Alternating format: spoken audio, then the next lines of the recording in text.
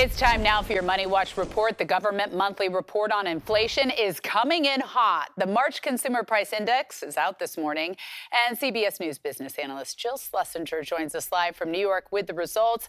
Good morning to you, Jill. So what did the March data show?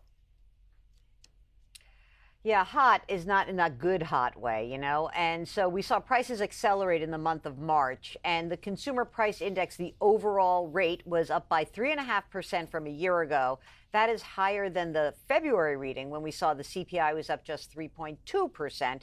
Now, what's behind this increase? Higher energy and shelter prices. Specifically, energy gas prices were up by 6.4% just during the month alone. Now, the core rate strips out food and energy just because they're so volatile. That did remain at 3.8% from a year ago, but still, the rate of increase remains way higher than the Fed would like. Jill, every time I go to the grocery store, I look at the receipt and I wonder, how can this be? So what is happening with the prices at the grocery stores? Are they budging at all?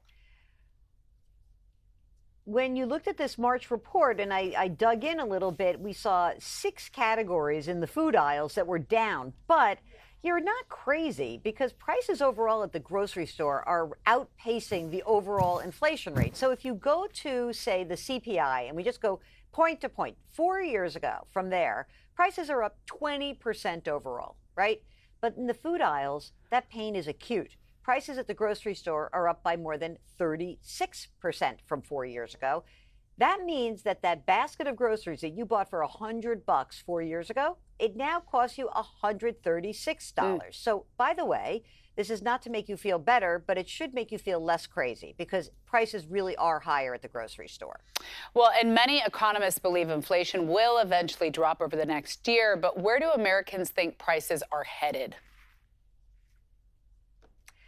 Right now, with inflation's up 3.5% from a year ago, most people believe that inflation will be 3 or 2.9% over the course of the next 1 to 3 years. That's not a big move down, by the way.